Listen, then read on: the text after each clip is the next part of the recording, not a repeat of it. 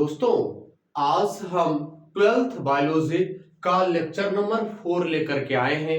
पिछले लेक्चर में मैंने आपको समझाई थी कि लघु बीजाणु जनन क्या होता है और लघु बीजाणु धानी का विकास कैसे होता है, अर्थात परिवर्धन कैसे होता है। तो आज जो लघु बीजाणु बना था उसमें तो मैंने पिछले दिन क्या परिभाषा दी थी, लघु बीजाणु जनन। तो लघु बीजाणु मातृ कोशिका में अर्धसूत्री विभाजन के फलस्वरूप 4 लघु बीजाणु बनने की क्रिया को लघु बीजाणु जनन कहते हैं। वो जो लघु बीजाणु होता था, 4 लघु बीजाणु बनती थी, उस 4 लघु बीजाणु को ही परागकण कहते हैं।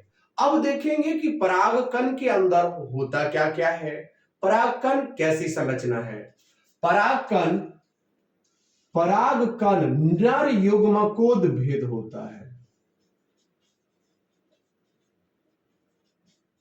ये बात दिमाग में फिट कर लीजिए।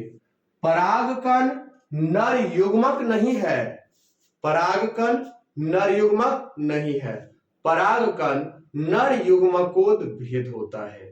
पहला बात क्लियर। कहिएगा सर, नर युग्मक और नर युग्मकोद भेद में फर्क क्या होता है? तो जानकारी के लिए हम आपको बता दें, नर युग्मक और नर युग्मकोद भेद।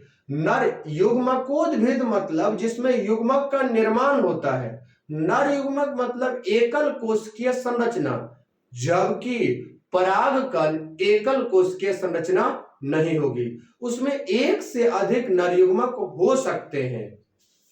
तो चलिए अब हम परागकण की संरचना बताते हैं। परागकण 2 स्तरों से आस्तरित होता है। सबसे पहला बात याद कर लीजिए, परागकण 2 स्तरों से आस्तरित होता है।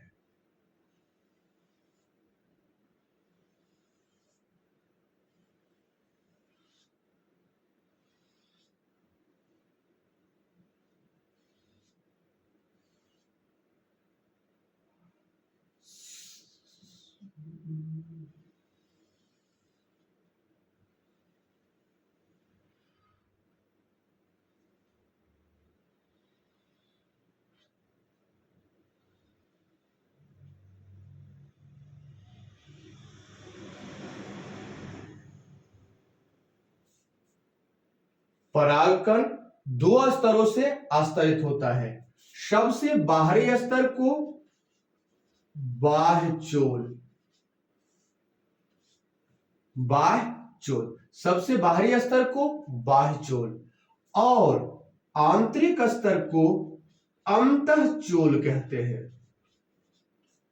इसे आउटर इंटेगुमेंट या एक्साइन और इसे इंटाइन कहते हैं। एक को एक्साइन, दूसरे को इंटाइन कहते हैं। सबसे बाहरी स्तर को बाह्यचोल और आंतरिक स्तर को अंतःचोल कहते हैं। आंतरिक स्तर को अंतःचोल कहते हैं। इसके ऊपर छिद्र होती है, बाह्यचोल के ऊपर छिद्र होती है, जिसे कहते हैं जनन छिद्र, जिसे कहते हैं जनन छिद्र।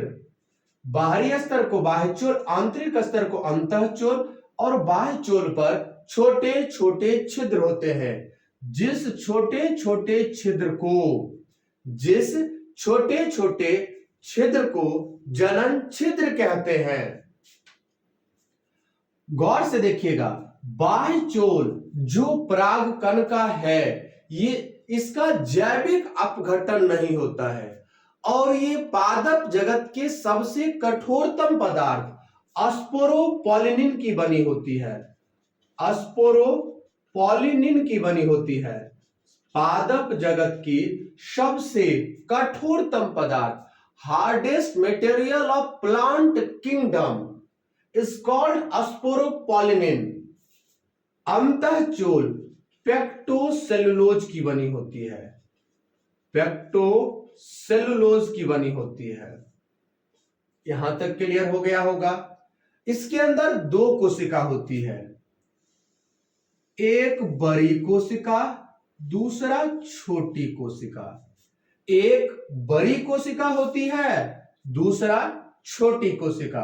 बड़ी कोशिका को कायिक कोशिका, बड़ी कोशिका को कायिक कोशिका या वर्धी कोशिका या इसी को नली कोशिका भी कहते हैं, या इसी को नली कोशिका भी कहते हैं। और जो छोटी कोशिका है इसे जनन कोशिका कहते हैं।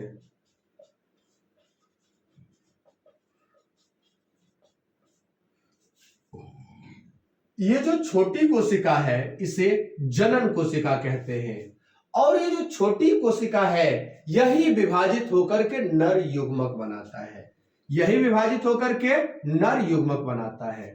तो ध्यान से समझिए, परागकण, परागकण नर युग्मकोद भेद होता है, पुष्प का नर युग्मकोद भेद होता है। अर्थात परागकण के अंदर, परागकण के अंदर नर युग्मक का निर्माण होता है। परागकण दो स्तरों से अस्तरित होती है, बाहरी स्तर को बाह्यचोल, भीतरी स्तर को अंतःचोल। जो बाह्यचोल है वो पादप जगत के सबसे कठोरतम पदार्थ स्पोरोपोलिनिन की बनी होती है, और जो अंतःचोल है ये पादप जगत के ही जो पदार्थ है पेप्टोसेलुलोज की बनी होती है। स्पोरोपोलिनिन का जैविक अपघटन नहीं होता है, जबकि पेप्टोसेलुलोज का जैविक अपघटन हो जाता है।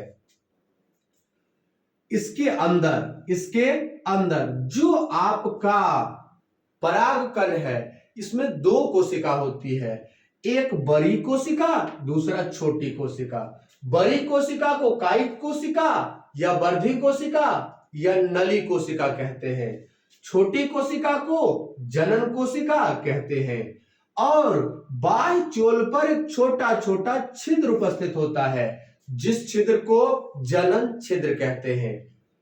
तो ये हुआ परागकण की संरचना। एपिसोड में बस इतना ही, मिलते हैं आपसे अगले एपिसोड में। तब तक के लिए हंसते रहिए, मुस्कुराते रहिए और पढ़ते रहिए बायोलॉजी एम महाराज के साथ।